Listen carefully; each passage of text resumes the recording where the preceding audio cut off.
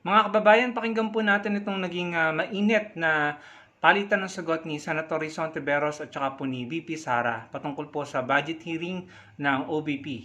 Ito na po. Madam Chair, this is an example of politicizing the budget hearing through the questions of a senator. Ang problema niya kasi, nakalagay yung pangalan ko doon sa libro. At yung libro na yan, ibibigay namin doon sa mga bata. At yung mga bata na yan, may mga magulang na boboto. At yung pangalan ko ay nagkalat doon sa kung saan man ibibigay yung libro. Madam Chair, we commit to send tomorrow everyone in this room a copy of the book. Madam Chair, hindi ko maintindihan yung ugali ng ating resource person. It is a simple question. Paulit-ulit na this is politicizing. Ang VP ang nagbanggit ng salitang boboto. Wala akong sinabing boboto. I'm simply asking, hindi ko ma-imagine we're making so much trouble, so much fuss about a 10 million peso item na itinatanong ko lang simpleng, what is the book about? At ilang kopya ang bibilihin ng gobyerno sa halagang 10 milyong piso at i-distribute. I don't appreciate this kind of attitude, Madam Chair. Usually, ang resource persons natin ay nagbibigay ng parehong institutional courtesy sa legislature na ibinibigay natin sa executive. I don't appreciate this kind of attitude. Tolentino, do you have Madam Chair? Madam Chair. Yes, Madam Chair. Hindi ko rin maintindihan ang ugali ni Senator Risa Ontiveros. And I do not appreciate, ano yung sinabi niya? I do not appreciate this kind of behavior and attitude. Madam Chair, noong 2016, tumatakbo si Senator Risa Ontiveros na senator, nakailang talo na siya. So, Dalawa, Madam Chair. okay, dalawa. Natatakot siya sa pangatlong talo niya, kaya pumunta siya sa Davao. Humingi siya ng tulong. Tinulungan siya ng isang kagawad ng Davao na ngayon hindi na siya sinusuportahan. Humingi siya ng tulong sa akin, thinking na hindi mananalo si President Rodrigo Duterte. Kinausap niya ako ng kinausap doon sa law office ko sa Davao City. Sabi ko sa kanya, o sige, tutulungan kita. Chinika niya ako ng chinika. Tapos umalis siya.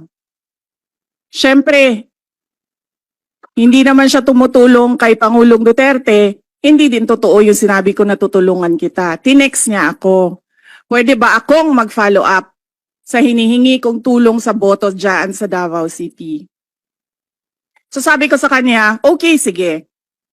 So, tinawagan ko at sinabihan ko at pinakiusapan ko ng pinakiusapan si former Congressman Milen Garcia. Sabi ko sa kanya, Kong, tulungan mo ito. Bigyan mo na lang ng ilang barangay mo at ilang mga leaders mo. Ayaw pa siya tulungan ni former Congressman Milen Garcia. Pinakiusapan ko ulit, Kong, please tulungan mo na lang. Nanalo na siya at nung nanalo siya, anong ginawa niya? Siya ang pinakaunang umatake kay President Rodrigo Duterte. Anong tawag sa ugaling ganito? With due respect to our resource persons and also our colleagues, I think this doesn't really. I understand there's history among all of us here, but I think that we should really stick to the budget. And I think this is just being very objective. I would like to ask also, since we're going to be furnished a copy tomorrow, we can look at it and evaluate what the content of the book is. But maybe just a general, we won't ask line by line, ano ba yung libro na yan? But tell me, is it for good manners and right conduct? That's fine. Is it science? Is it history? So maybe just a general one, so we can just answer it. Because I understand that every office will have its own advocacy and initiative. So, but then, I don't think it's also wrong for us to be curious what it is about. So just a general one. Any of the undersecretaries can tell me what the topic of the book is. Is it history? What is it? Madam Chair, The explanation is in the title, Isang Kaibigan. It's about friendship. Okay. Then that's for the record. It's about friendship. Madam Chair, just the last point. Okay. So kung sana ganun yung naging sagot sa simula pa, 'di ba? Napakasimple. Simpleng tanong, dapat simpleng sagot. Nagkwento pa ng kwento na sinabi dati na walang kinalaman sa tanong ko. Just for the record, as a last point, Madam Chair, this is public funds and we're making inquiries about them. Budget hearing po ito. Hindi po lahat about you. Pera po ito ng taong bayan. Okay. For the record, I Madam think Chair. it's Thank not you, yet Madam Chair. personal, but Yes. I understand the emotion is high, but Bilang reaction mga kababayan, para po sa akin, yung pong pagtatanong, yung line of questioning ni Senator Risa ay very necessary at professional. Tama naman po na alamin kung patungkol po saan yung libro at kung gaano kadami yung ipoproduce, no? Para malaman kung magkano yung gagastusin. I think 10 million yung hinihingi ng OVP. So yung mga question is karapat-dapat lamang na itanong para malaman po ng taong bayan yung dapat malaman ng taong bayan. Ano? Para malaman natin kung yung gagastusin ba dun sa mga librong yun ay worth it. Nagulat po ako dahil ganun po yung naging response ni VP Sara na kailangan pa niyang halongkatin yung nakaraan ng 2016 pati po yung naging pahayag ni Senator Risa Hontiveros na wala naman pong kinalaman sa budget hearing. So, ang dating po sa akin bilang Pilipino na nakikinig doon sa sinasabi ni VP Sara is para siyang nanunumbat kay Senator Risa Hontiveros, no? Na parang tila ba sinasabi na wag mo akong interrogate, wag mo akong tanungin ng mga ganyan tanong dahil meron ako na ibigay sa'yo na tulong noong 2016. Yun po yung dating sa akin, mga kababayan. And I think hindi po nakatulong yun kay VP Sara. Marami po na-dismay sa kanya at na-disappoint, no? Kasi imbis na sagutin na lamang niya yung tanong, binalik pa nga po niya yung nakaraan. Anong kinalaman nung naitulong mo kay Senator Risa sa question ni Senator Risa patungkol sa budget na hinihingi mo para dun sa mga libro? Karapatan ng taong bayan, si Senator Risa bilang representative ng taong bayan, karapatan ng taong bayan na malaman ang sagot mo kung paano magagastusin yung 10 million at kung para saan yung librong yon. Ano yung content ng librong yon.